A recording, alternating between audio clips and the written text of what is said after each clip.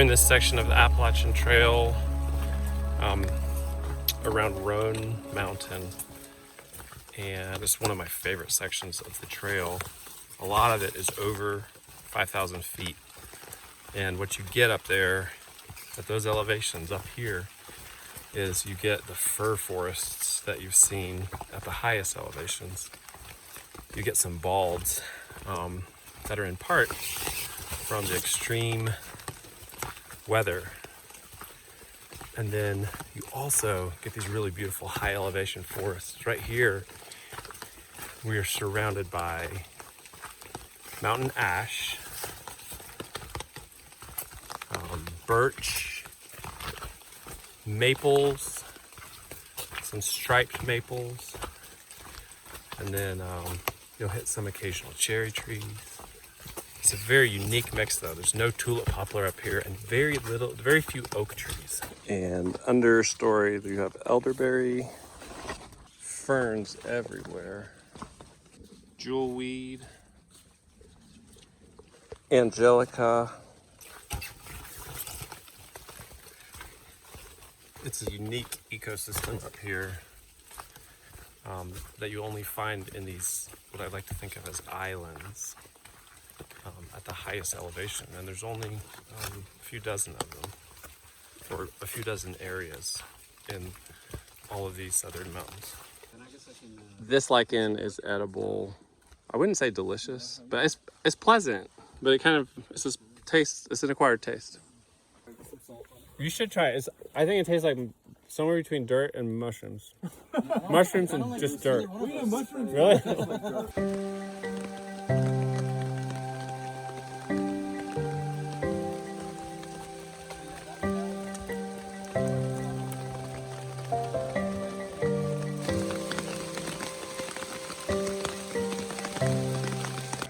Do you think they call jewelweed because of this? The beautiful blossoms? Or blooms? Or because of this, what the rainwater does on the leaves? Umbrellas. Have you ever hiked with an umbrella? I recommend it. If it's gonna rain, if you're going hiking or backpacking, it's totally worth it, especially if you're out for a few days. Now, the kryptonite of the umbrella is wind and lightning. So you have to have a rain jacket or a poncho as a backup. But the really nice thing about the umbrella is you can actually stay dry. I mean, with a raincoat, now it can be used as an insulating layer, but with a raincoat, if you wear it and you're exerting yourself, even the brightest and best breathable, if you wear it and you're exerting yourself hard, you're going to sweat yourself wet. And if you don't wear it, you're going to get rained on. So with an umbrella, you can just walk in a t-shirt, stay pretty dry, keep your pack dry, keep your pack pretty dry, and then you have this comfort level because the rain's not falling on your face. I love hiking with an umbrella, and since I started backpacking in my mid-teens, probably I was 16 on my first real backpacking trip, I have carried an umbrella, and I got the idea from a guy named Ray Jardine, who he was a pioneering early rock climber who invented some really cool climbing gear that's still in use today. And he also wrote a book called Ultralight Backpacking, which I read like a Bible of backpacking when I was a teenager. And me and my siblings made our gear. And just like him, we carried umbrellas everywhere. And you really won't regret it. If you go on a rainy weekend trip and you bring an umbrella, it's just night and day in comfort level walking in the rain. Have anything to say about umbrellas? You glad you brought one? Yeah.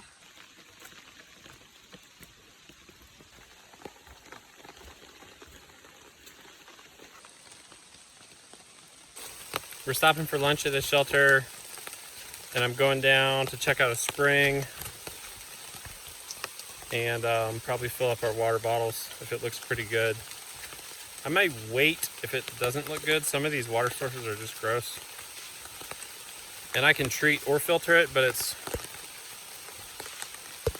there's plenty of options along the trail here. So here's the water source. It's pretty much coming straight out of the ground right here in this area. And then they have just a real simple little catch device. Looks like a cut-off bucket and then a half PVC pipe. PVC. And it's pretty effective. That's great flow there to fill up your water bottles. I'm actually using this Life Straw squeeze filter, which I've never used one before. This is actually a friend's who's out here. And it's really simple to use. You just fill it up, put the filter lid on, and you could drink straight out of this, but you can also squeeze it into your water bottles and fill them up. I was considering not treating this water before I saw the spring and before I filled up my bottle, but it has a little sediment color in it. And to me, that means there's some runoff involved coming into this spring off the hillside. And the shelter is straight uphill from the spring. And people are using the toilet in the woods near the shelter. There's no privy or outhouse or anything. And so there's some risk that you could get waterborne illness from this water. So when I saw the sediment, I'm using the filter. I have a chlorine treatment method, which short term I don't mind using. The problem with chlorine and even iodine to a certain extent, treating your water with those chemicals in short term, it generally doesn't hurt you. It's okay. But the problem is, even though they'll eliminate bacteria very effectively, they don't really eliminate protozoa and other harmful things like Giardia is a big one, which comes from human feces of people who are infected or other animals, beavers, muskrats. And so you could treat your water with a chlorine-based treatment and you could still get Giardia. But in this case, I'm really happy to be using this filter.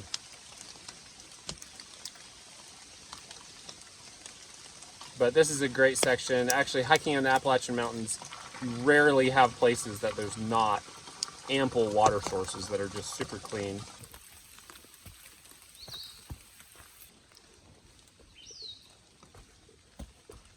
Okay, we're done with lunch. Just doing one more gear check. I'm in the back making sure there's nothing, no one dropped anything or left anything at all. And we're good, and we're gonna hike down this trail. Yeah, they're beautiful, aren't they? I know, my favorite are the bee balm. There's like all these different colors. I think this is a variety of bee balm. There's white, there's red,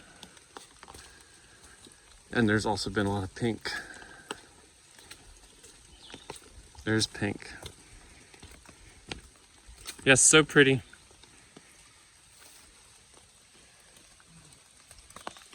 It's a member of the mint family. It has a square stem. This is the clearest view we've had on this hike so far. Here's some beautiful blooming elderberry, a wild elderberry. Oh, there's a blackberry right there. It's actually right. There's one. One. The first one we've seen yet.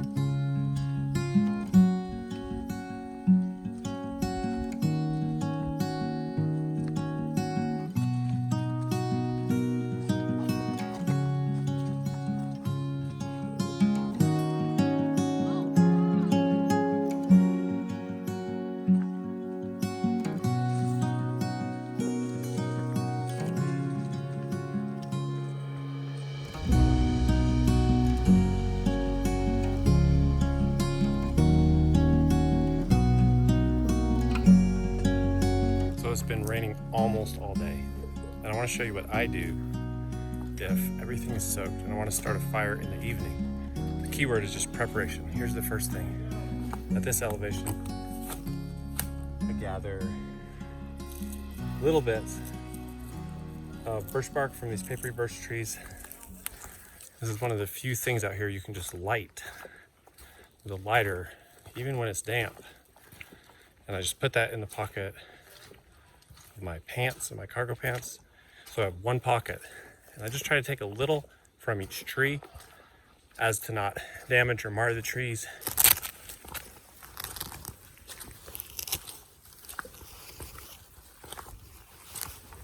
And then the next thing I do is I find dry wood. So if you look, there's tons of hollow trees like this.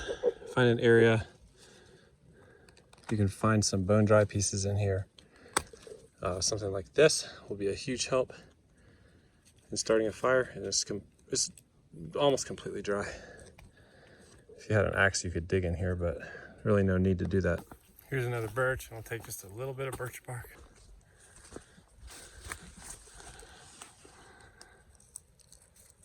Try to get the loose pieces. They don't pull down to the living bark.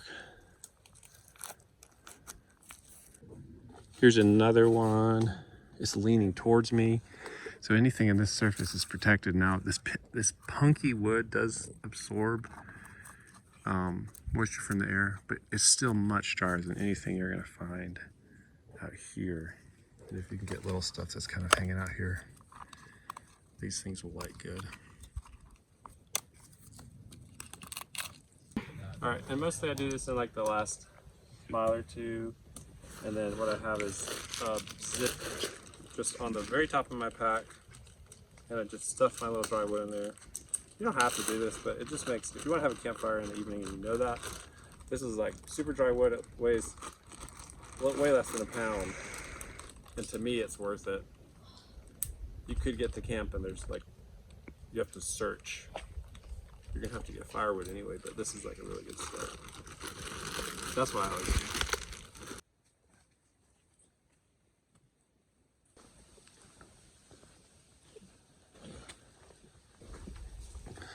Oh, here's a little open area, a little bald.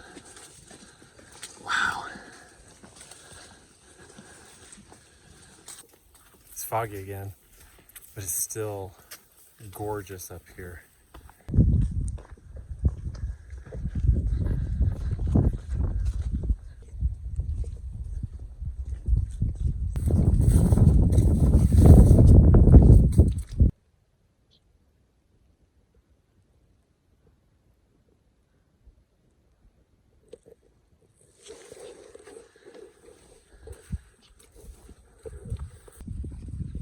Avery County, North Carolina is the highest elevation county in the state.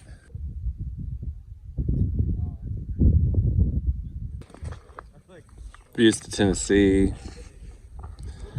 Little Hump Mountain, and a beech thicket.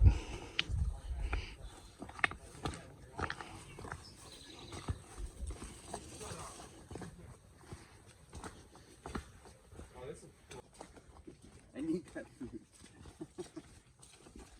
Off the other side of the beech thicket. Beautiful. Your feet are a little pruny and wet. Yeah. I had to take my shoes off, man. Oh yeah. Oh my goodness. Taking them off is the best. Camp shoes. Oh yeah, I'm so glad I brought these. You switching to your camp shoes? All right, we've got a sweet camp. If you're on a really tight budget, you want a backpack, lightweight shelter, and extremely affordable. It's a piece of plastic. I've camped under one of these many times. There's nothing wrong with it. The only problem that can happen with this setup, because it's bunched here by the knot, is that you can't have a little water pool here. So if you're anticipating a heavy rain, I'll tie one straight over the top on both sides. It'll pull it down and that'll shoot all that water to the middle. This is a really nice knot. It's like a version of a taut line. And the cool thing about it is if it rains and all your lines get wet, you can adjust it and loosen it. And you can tighten it just like this. Oh wow, yeah, that's cool. And so it's really nice with the tarps as you get it adjusted and in the position that you want.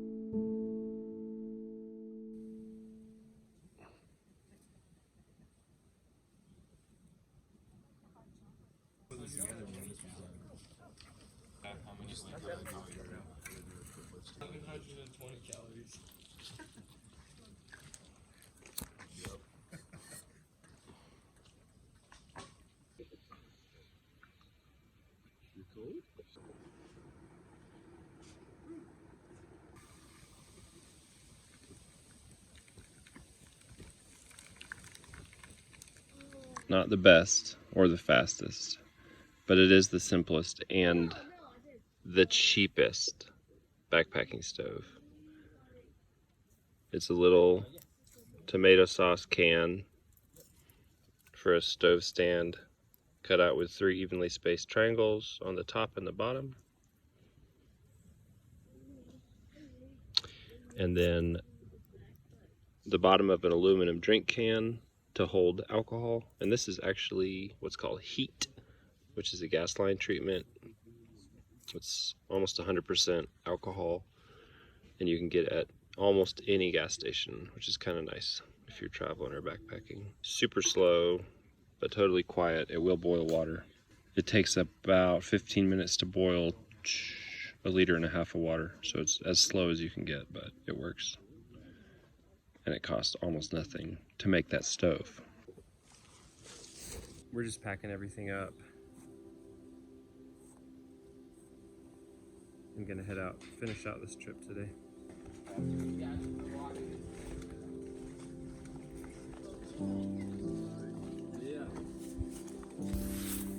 This is the last big hill of this whole trip.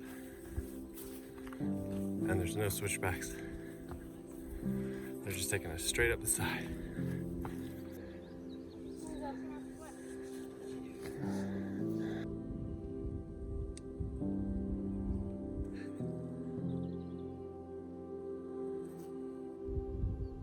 This is where we came from. You can see the trail, and then up this big hill, all the way up. And there's the top. Taking a bathroom break.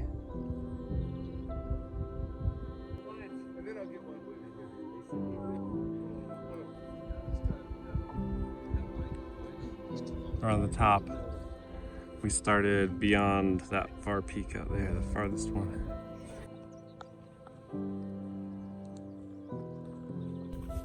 Justice has been a real trooper. He was always wanting to go a little further and a little faster. He's got a light pack, but this is his first time doing a multi-day hike, a backpacking trip. I'll show you where he is now though. Actually, you can't see him. He's between me and this is a friend here. He's in this stretch, way ahead of me. He's left me behind. I'm pretty sure this is private or in a conservancy or something because there's a fence for cattle. This whole middle section, there's a fence on the other side. Here's a cattle gate that only a small cow can. Actually, that's a pretty big cattle gate. Many cows can actually get through that, but a big cow can't get around that corner. But there's barbed wire fence and a pipe gate down there. I think it's probably private property that the trail runs through.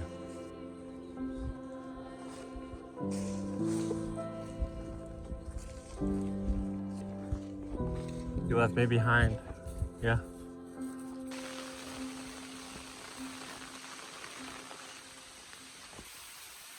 Back in the woods, back in the rain.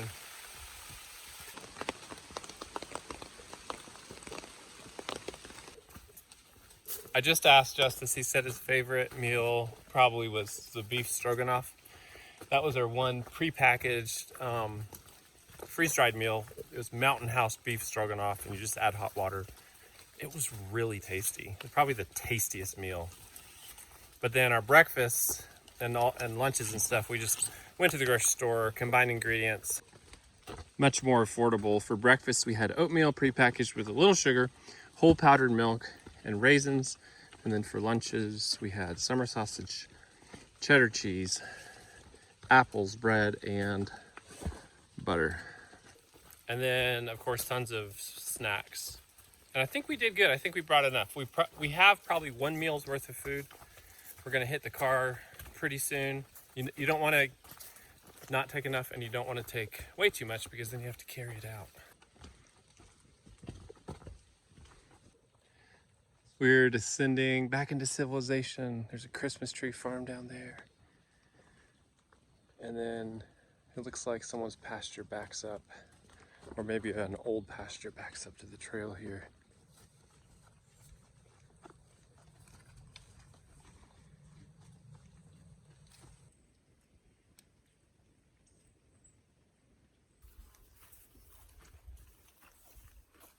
This is the kind of blackberry patch that you could pick a pie out of. And they're really just starting to get ripe. There's way more reds than blacks, but they're nice and fat. It's not something you find super often here. But look at all these that are gonna be ripe. Everywhere, everywhere. And this whole area here, this is a proper blackberry patch. Beautiful.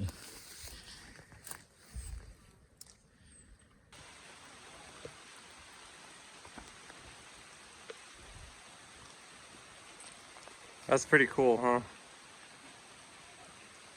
I want to show you a plant with a neat story. This plant right behind me here that has little kind of oval or almost heart-shaped leaves is called galax. And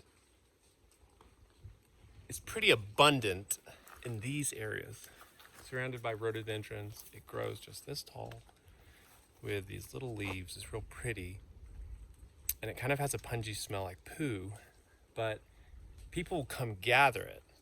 And there's buyers who buy it and they sell it to floral companies, and it goes into floral arrangements. You may have bought something with this in it. People who come out can make about $100 a day. I've talked to people, and it seems to be popular. This is just what I've seen among undocumented people. I've met people from Mexico who didn't have papers, and this is what they did for a living, and they would make about $100 a day picking it. Now, you're supposed to have a permit on federal land, but it's just a cool little story associated with this plant and kind of the economy in the region and the economy of people who are just scrounging, as they're always having people over the years out in these mountains, whether it's making moonshine, growing things they're not supposed to, and selling them, or picking galax. You may have never heard of it. And they, kind of funny, they call it galaxing.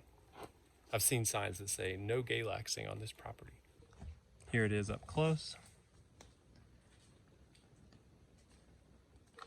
Here's Justice on his very first backpacking trip, and he's done awesome. And I'm proud of how he's done. He's kept up with everyone. He's the youngest guy on the trip. And he has not, we're in about 19 miles now, and he has, to this point, to 5 minutes ago, not said a single word like, I'm sore, I hurt. And he just said, I'm tired and my shoulders hurt, just a few minutes ago. But we're almost to the car, so it's a good time to start getting tired and your shoulders hurting. Yeah, I'm tired and my shoulders hurt too. Mostly my calves, actually. Yeah, it is a lot of walking, but I feel like it's a pleasant way to spend your day. Yeah, that's true. Here's a whole section of galax with much larger leaves. This is the stuff they collect. You can see this mushroom from a mile away. One of the pleasures of hiking in the mountains is the varied ecosystems you come through. And we've just entered into this lower elevation. We've come down about 1,000 feet, probably more like 1,200 feet from the highest peaks. And now we're in this tulip poplar grove. It's a species we didn't see at all up on the tops. And it's a very different forest down here. You've got witch hazel trees in the understory with its beautiful asymmetrical leaves. That's the main ingredients in Tuck's hemorrhoid pads. If you know, you know. Here's another one, witch hazel. It's a powerful astringent, and if you chew up the leaf, you can experience that immediately, what that feels like in your mouth. It's kind of crazy. Here's a beautiful ironwood tree. You can look at the striations like muscle, and you can see part of the reason it's probably called ironwood, but it's also extremely heavy, strong, just dense wood. Here's a shagbark hickory. Beautiful tree. Looks like a cow pasture over there.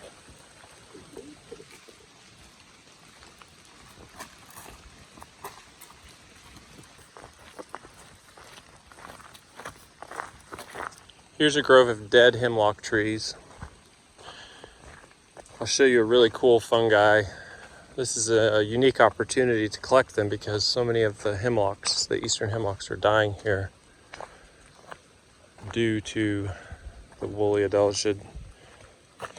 This is called a hemlock shelf varnish. And there's another one up here I'll show you up close. It's a beautiful fungi. Not a choice edible, it's not poison. Again, don't take my word for that. You can eat the leading growth edge. These are really old and will be like almost rock hard. But the white edge, when it's growing, you can actually eat. It only grows on dead hemlock trees. And I don't know a lot about it, but I believe it has similar enough medicinal properties to the reishi mushroom that people use it similarly medicinally. You see it a ton, like I said, because all the hemlocks are dying. Many of the hemlocks are dying. Sounds like we're about to come out at the highway. Well, guys, we're out to the highway. One of our members who still has this energy is running up to get our car about a half a mile up the road. And I just want to thank you for joining us. I really enjoyed sharing this. I hope you enjoyed coming along and seeing the beauty. Hopefully you learned a few things. All right. See you next time.